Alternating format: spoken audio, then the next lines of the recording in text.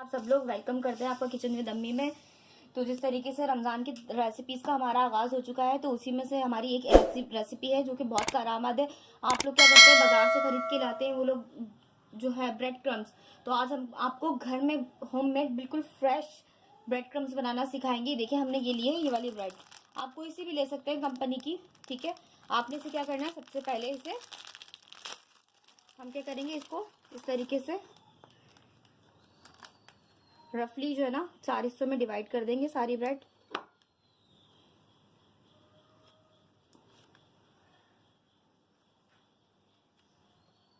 ठीक है, इस तरीके से हमने सारी कर ली। अब हमने क्या करना है, अब इसको हम ये देखें, इसमें हमने जूसर में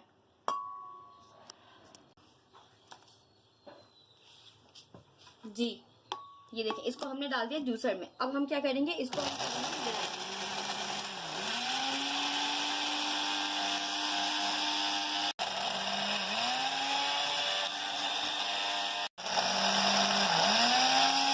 चूरा हो चुका है, इसको हम निकाल लेंगे।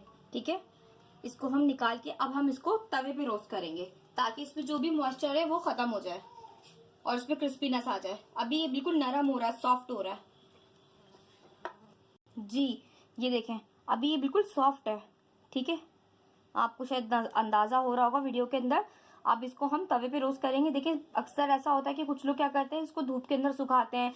अब अगर रात है आपको ब्रेड क्रम्ब चाहिए तो हम क्या करेंगे, हम इसको माइक्रोवेव में भी बना सकते हैं लेकिन हम हर किसी के पास माइक्रोवेव की सहूलत मौजूद नहीं होती, तो हम इसको आपको तवे पे बताएंगे कि कैसे आप तवे पे इसको बिल्कुल फ्रेश और क्रिस्पी ब्रेड क्रम्स तैयार कर सकते हैं। अब इसको हम रोस्ट करेंगे। ये अब हम इन ब्रेड क्रम्स को क्या करेंगे, देखिए इस तरीके से फ्राइंग पैन के ऊपर रोस्ट कर लेंगे। अच्छा, आपने इसके लिए नॉन स्टिक यूज करना है। अगर आप दूसरा वाला यूज करेंगे तो उसमें चिपक जाएगा। अब इसको हमने जब तक रोस्ट करना है और ऐसे हिलाते रहना है जब तक इसमें से सारा मॉइस्चर खत्म ना हो जाए और ये क्रिस्पी ना हो जाए जी। ये देखें ये ब्राउन होना शुरू हो गए। आपने इसको बिल्कुल स्लो आंच के ऊपर करना है। अगर आपने बहुत तेज आंच के ऊपर करा तो एकदम से ये जल जाएंगे। ठीक है, अभी भी आप देख रहे हैं इसमें जो बिल्कुल बारीक है वो बिल्कुल हो चुके हैं। ठीक है, अब इसको हम निकाल लेंगे। अब इस तरीके से हम इसको निकाल के ठंडा होने के लिए रख देंगे और जो थोड़े से मोटे मोटे ज़र्रात है उनको हम फिर क्रश कर लेंगे।